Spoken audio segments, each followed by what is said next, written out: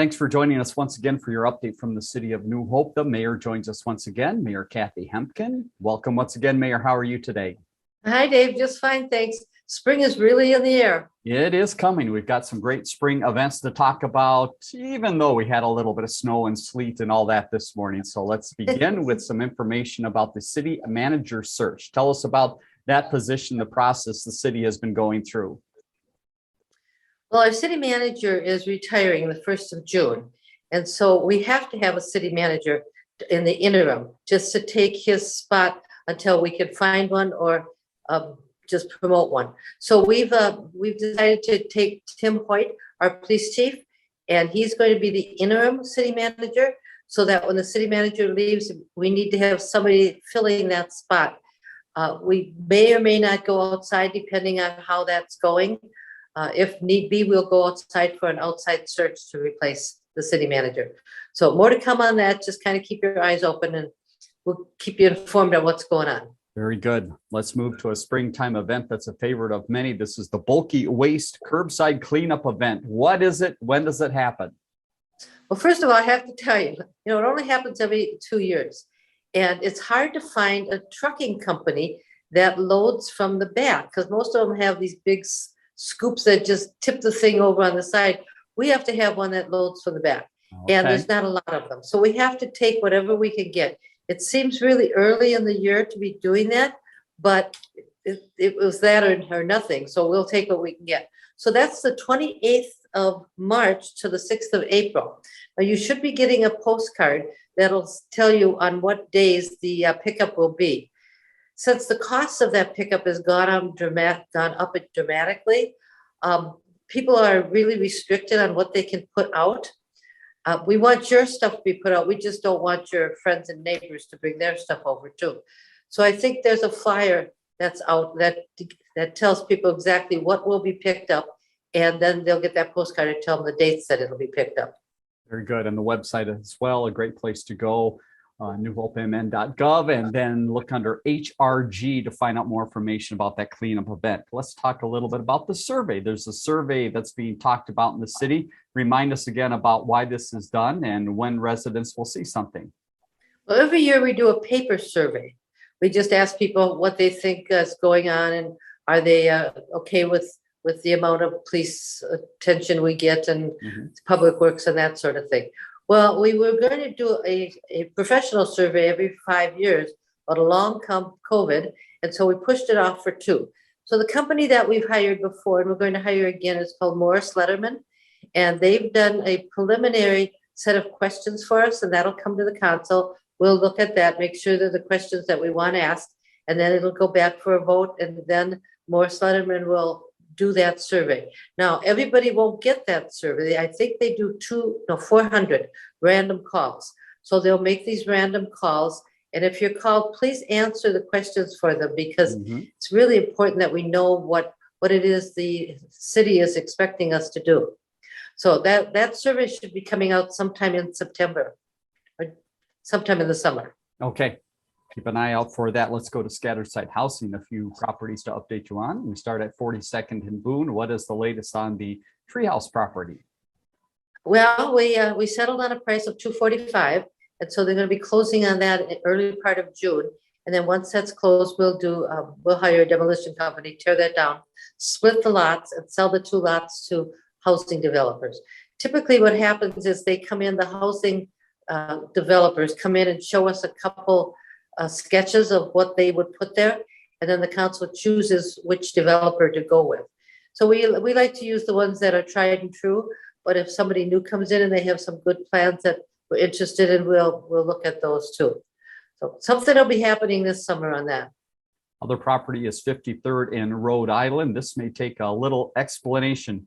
What is happening here? What are some of the processes that home will be going through? Well, we were going to demolition the house, not we, the city, but we hired that out. The company that was going to tear the house down has gone to another company's, and it's called Deconstruct. And what they do is they go in and they remove the cupboards, the doors, door handles, hinges, appliances, anything that can be reused so that all that stuff isn't going into the landfill. So that process takes about 10 days. They'll remove whatever it is they think they can use, and they'll take it right down to the foundation. And then when that's done, whatever's left, the company we hired to do the demolition will take out all the rest of the stuff and move it away. So it's a little longer process, but it's not going into the landfill. I think it's a wonderful idea. Mhm. We can't do that with all the houses because a lot of times the appliances and the doors and things aren't in good shape. But in this one, they think they can reuse a lot of that stuff. Very interesting. Let's update residents about the business networking group. When and where will they meet next, and what will they learn about? Well, that's April 6th, and it's going to be a Thrivent, the one on Bass Lake Road and 9220 Bass Lake Road, 8:30 in the morning. You can learn all kinds of stuff.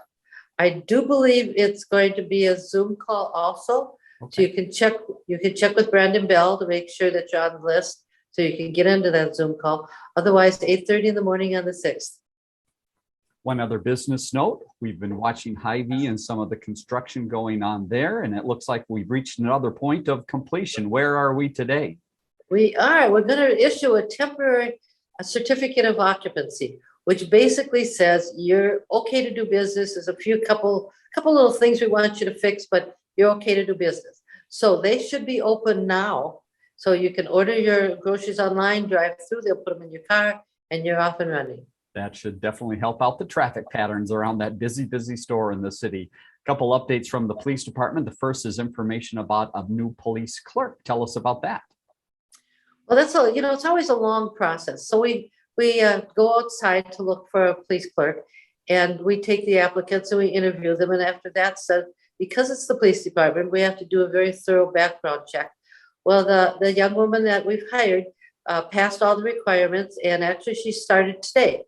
So I bumped into her inside, and she was reading the manual, and then she'll start, as soon as she's done with that, she'll start with the in-person training. Very good. Welcome to the city. One other fun police note, always looking for ways to engage with the community, and it sounds like they're still delivering meals. They are, and the people that are getting them are still thrilled to get them. So I think that's a really nice feature. It's all part of the community engagement, and I think that's really important that police officers are engaging with the community as much as they can. Let's move over to Public Works. A lot to talk about here. And the first one of those things that happens during this time of the year is water main breaks. It sounds like the crews were busy here recently.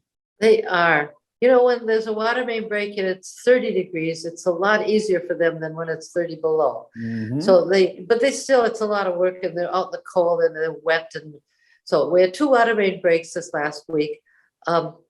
Seems like weeks go by, we don't have any, and then we'll have a bunch coming all at once. So Mhm. they're busy doing that. They're also trimming trees on the boulevards where they can, because they want to do that before the snow melts. And they're doing hydrant checks, which is kind of a cool idea.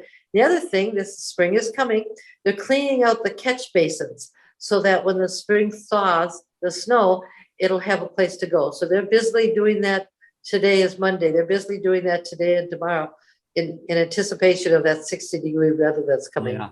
Hats off to the crew for all of their efforts. Something came out of the sky in New Hope here recently, and it happened to be radio towers. Tell us a little bit about this process and what went down and what's staying up. Well, there were 3 radio towers in Northwood Park, kind of where that swampy area is. The middle tower actually fell down in a storm in 2021. And they just kind of left it there because it wasn't really easy for them to get at. Well, the one that's the furthest west, that's an AM tower, and that's what came down. Apparently, it's disrupted the signal, so they no longer needed that AM tower. So that came down last week. So if you happen to see that coming down, it wasn't an accident, it was by intent.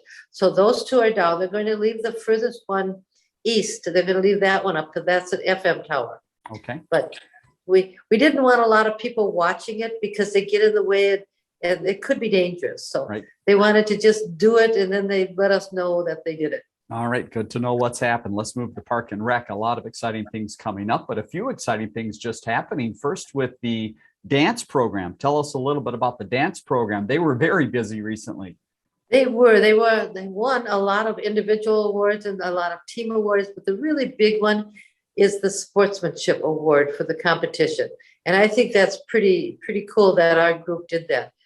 The other group that was performing was our tumblers. That's the Mhm. little kids. Right. And they also won the sportsmanship award. Very nice. So obviously the city of New Hope is doing something good in our dance and tumbling programs. Fantastic. Good representatives of the city. All right, let's talk baseball for a minute. Not quite baseball time outside, but I understand it's tryout time inside in the city. Where's that happening? It is. Well, it happened last weekend. We combined our little league with a lot of the other little leagues, and it's hard to try out when you're outside in this mucky stuff. So they go to the community gyms and they do the tryouts there. So they had the tryouts this last weekend, and now they'll do some practicing in that community gym also. Mhm. And as soon as it gets nice enough, they'll be moving outside. Let's talk about a great opportunity for some of the younger ones in the community coming up this summer, and that is the safety camps. And you've got a great partner. We mentioned this a little bit last week that has stepped forward to help out with some of the cost of that camp. Who's helping out? Well, it's safety camp, and it's for the 3rd to 5th graders. And Affinity Credit Union has donated $3,750 to pay for all of the campers to come to camp. So basically, safety camp this year is free. Free. Now, if you've got a grandchild or a child in that age group, you should probably get them signed up pretty quick, because that's going to fill up really quickly. It opened up, registration for New Hope opened up the 1st of March.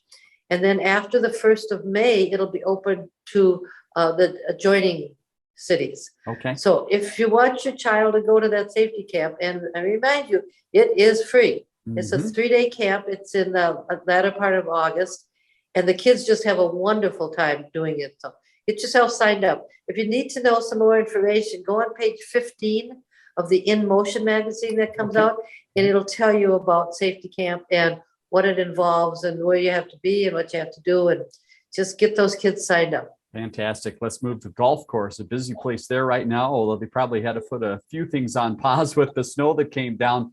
What are they doing there to prepare for the season? Well, last year they opened on the 13th of March. All right. So I thought I would go there the 13th of March and see. Nah, he said, that's not good. That's not good. I asked him when they were going to open, and of course they don't know, but as soon as the greens are dry enough, they will. So last weekend they had a baby shower inside the clubhouse, and they have scheduled some stuff yet inside the clubhouse, because once golf starts, they kind of lay off on that. Sure. So now what they're doing is they're scheduling golf outings. Like if your group wants to have a little golf tournament, they'll schedule that. They're also doing league and lesson sign up now. So you just either go into the clubhouse, you could call, you can go online, all kinds of ways to sign up. Now's the time. All right, and let's head over to the ice arena, and they're busy as well this time of the year with some tournaments going on. But that puts a little damper on some of the open skating. What's coming up in the next week or so? Well, the women's Minnesota Women's Hockey Association is having their championship tournament this weekend. Right. So there will be no open skating on Friday and Saturday of this week. But if you're interested in doing that, check again with the ice arena and see if it's open for next week. And how about the pool? Let's really talk warm weather. What's happening at the pool? What are they looking for now? And what are some of the things that they're getting in?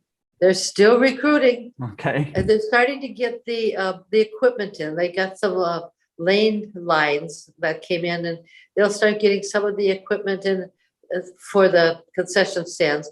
They'll start interviewing the 21st of March, I think he said. Okay, pretty quickly. So people that have signed up and are interested, one more week, and they'll start to be doing the interviewing.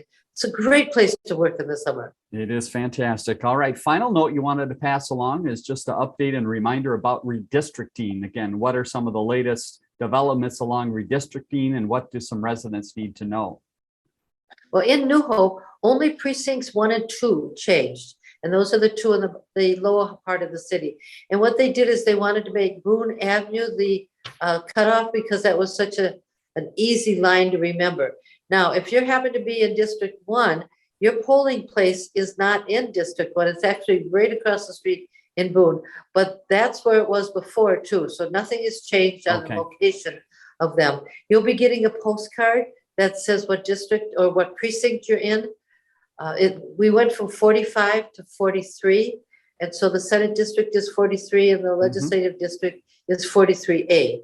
So look for that postcard. It'll tell you where you're supposed to vote and not for who, but just where you're supposed to go. Yep, and that information is very helpful, also available on the city's website too as you move throughout the year. So again, remember that, bottom of the screen, newhopemn.gov.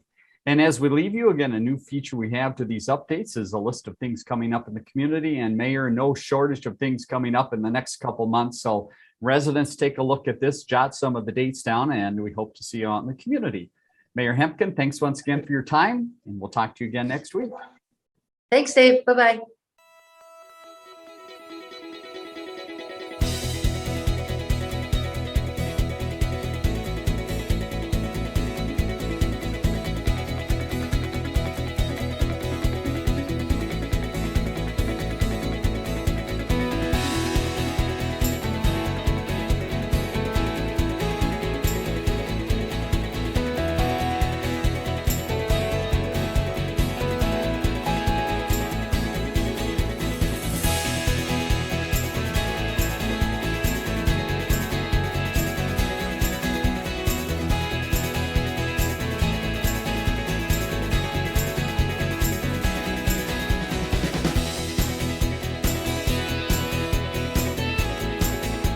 Learn more about the connection at ccxmedia.org and follow us on social media.